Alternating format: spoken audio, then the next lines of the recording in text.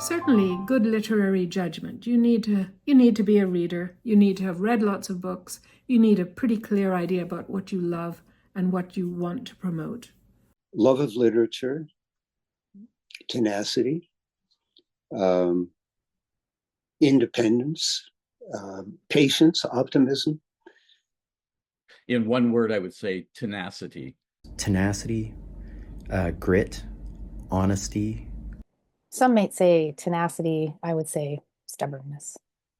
It's kind of a jack of all trades job in some ways. You have to be good at a lot of things.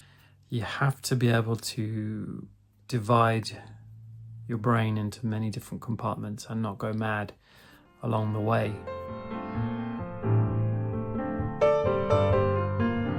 The entire industry is made up of very hardworking, dedicated people who are working to give this country a national literature. There's been a great, thanks to the conditions of the world, let's call it, we're suddenly having a great moment for Canadian, what is Canadian? Bit of an existential moment for our country, but I think it's a question that our industry too grapples with sometimes of, just understanding that not everyone might even know that there's a Canadian publishing industry. So I think that in and of itself is the thing we want people to know. Yeah. How much of a commitment to local, a commitment to Canada, in the current political climate, a Canadian literary publisher has. And we as Canadian publishers and Canadian literary publishers are being conflated with publishers that are ultimately based in New York and spend most of its money outside of Canada, and we don't. All of our books are printed in Canada. All of our marketing, all of our staff, all of our distribution takes place here. And I think sometimes because Canadian publishers are smaller than international ones, we're sort of forgotten. But we exist and we publish great books. I think the one thing that some people don't know about Canadian literary publishing is just how good it is. These are absolutely top-notch books from some of the best writers in the world. Canadian literary publishers publish funny books, mysteries, investigative nonfiction, essays, picture books, graphic novels, YA, poetry. There's a book here for just about everyone.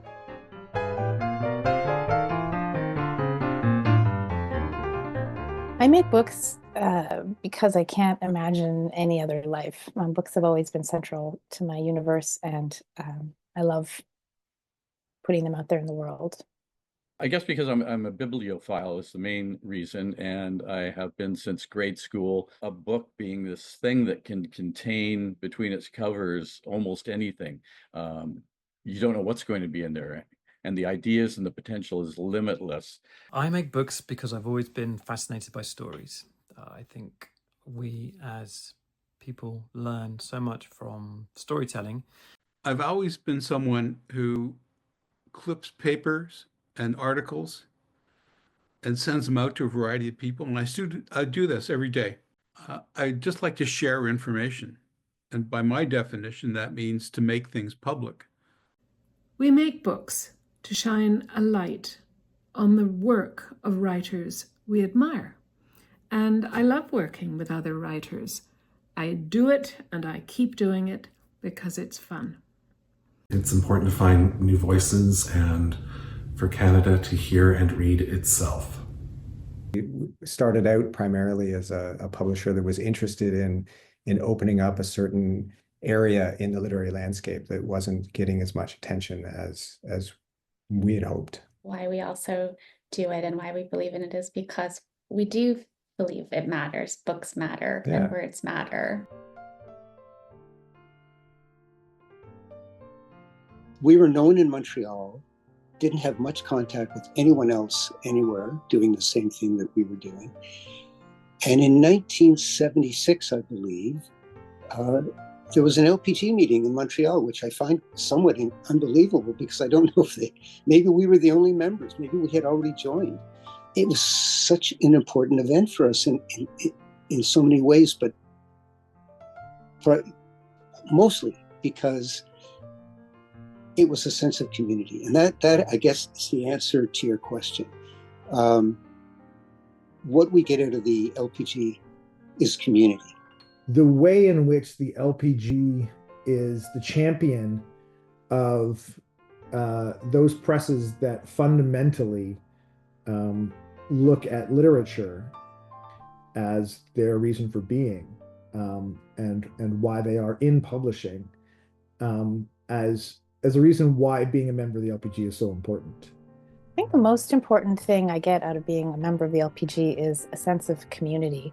I think everything that I needed to learn about publishing, I learned through sort of informal mentorships with other LPG publishers. We learn from each other, we support one another. So it's kind of the backbone of the industry. One of the great benefits of belonging to the Literary Press Group is the collegiality of our fellow publishers. We share a lot of information and we all stand up for each other. LPG advocates on behalf of literary presses with our various funding stakeholders, which is critical to literary publishing in Canada. So, and then also it's a great venue for literary publishers to share best practices. I really can't count the number of times that I've gotten in touch with a fellow LPG member, sometimes someone who I've never actually talked to. And without fail, LPG members have been so incredibly generous about sharing their time and their knowledge to help out a fellow publisher. It's really remarkable to me. And I think that the LPG serves as a real connecting point to build those bridges and facilitate communication. It's really helped to be in a tight group of collaborative and helpful publishers where we share knowledge, learn from each other, combine our resources to make the whole greater than the sum of the parts, and allow us to all punch above our weight. And I feel so good and warm about being a member of the LPG. There's a real sense of community among publishers within this group. Happy anniversary to the LPG. You guys have been so great and so lovely. And we're so pleased to be a member. And we're so thankful for all the things that you've done for us. Interacting with my peers and the good folks that have always worked at the LPG. And yes, you can also find love at the LPG. That's where I met my partner, Karen Green, when we were at a meeting in Winnipeg. Oh, LPG, go.